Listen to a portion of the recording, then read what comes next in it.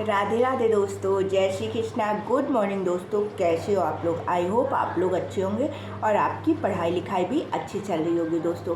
तो आज संडे है, मैंने सोचा आप लोग के लिए एक mock test previous year paper का एनालिसिस वीडियो बनाऊं। तो इस वीडियो के माध्यम से मैं बताऊंगी कि मैं प्रीवियस ईयर पेपर दे रही हूँ तो उसमें मेरे कितने मार्क्स आ रहे हैं, आपको प्रीवियस ईयर पेपर कहाँ से देना है और प्रीवियस ईयर पेपर का पैटर्न क्या है और प्रीवियस ईयर पेपर में किस किस टॉपिक से क्वेश्चन ज़्यादा पूछे जा रहे हैं, सारी चीज़ें इस वीडियो के माध्यम से बताऊंगी दोस्तों। और आज हम लोग का डे 6 है एमपी पुलिस कांस्टेबल के 45 डे के टारगेट में।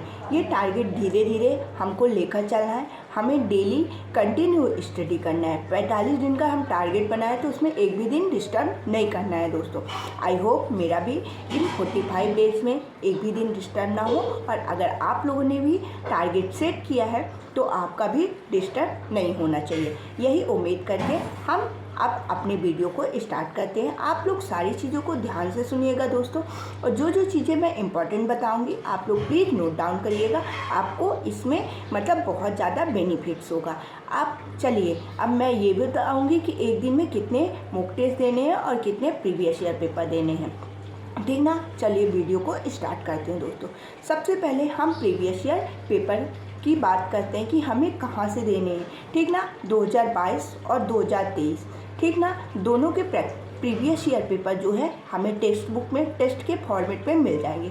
वहाँ से हमें 2022 और 2023 दोनों के प्रीवियस ईयर देने हैं। सबसे पहले हमें 2023 का प्रीवियस ईयर पेपर पूरे कंप्लीट करना होगा, उसके बाद हमें 2022 का, ठीक ना।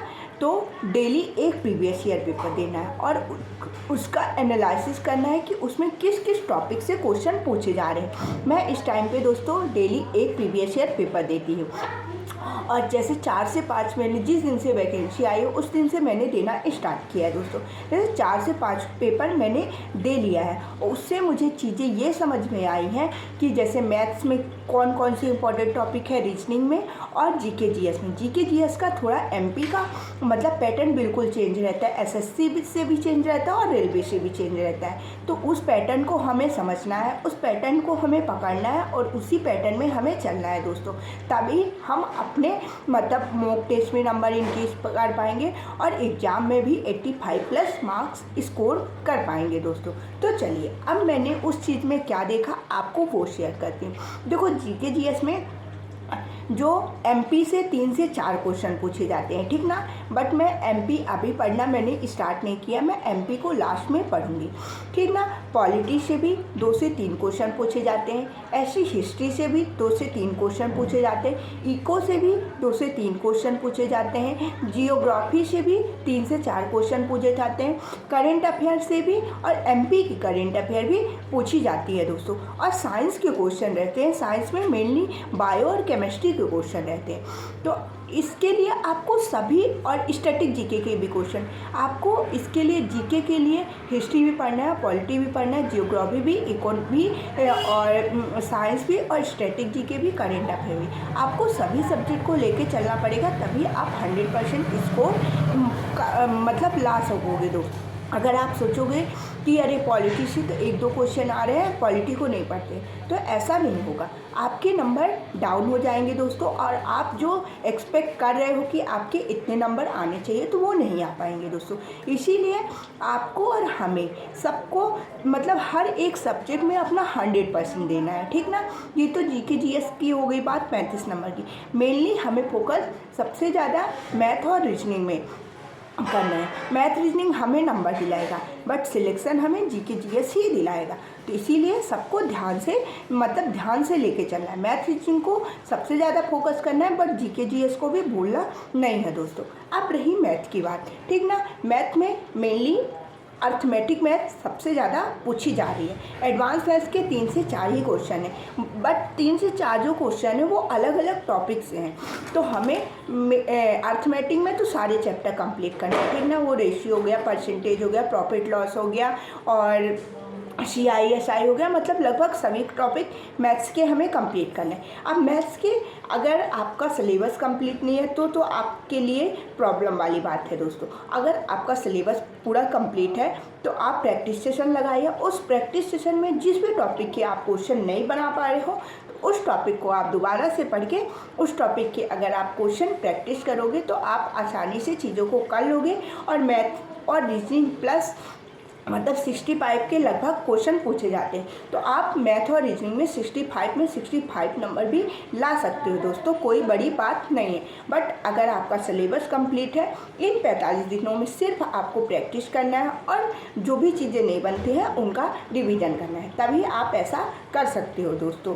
मतलब मैं ये नहीं बोल रही हूँ कि अगर आपका सिलेबस कंप्लीट नहीं है तो आप नहीं कर पाओगे, बट आप खुद भी सोच लो कि अगर आप 45 दिन सिलेबस कंप्लीट करने बैठोगे तो आप चीज़ों को रिवीजन कैसे करोगे, प्रैक्टिस कैसे करोगे। इसलिए दोस्तों जो बातें सही है वही मैं आप लोगों से शेयर कर रही हूँ।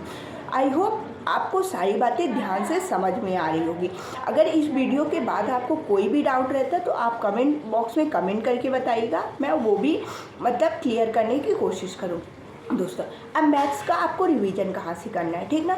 यूट्यूब में विनर्स इंस्टीट्यूट है, आपको पता ही होगा, वहाँ आदित्य पटेल सर सारी चीज़ें करा रहे हैं। आप लोग वहाँ से भी मैथ्स मतलब MP पुलिस के लिए मैथ्स आदित्य सर से भी कर सकते हो दोस्तों।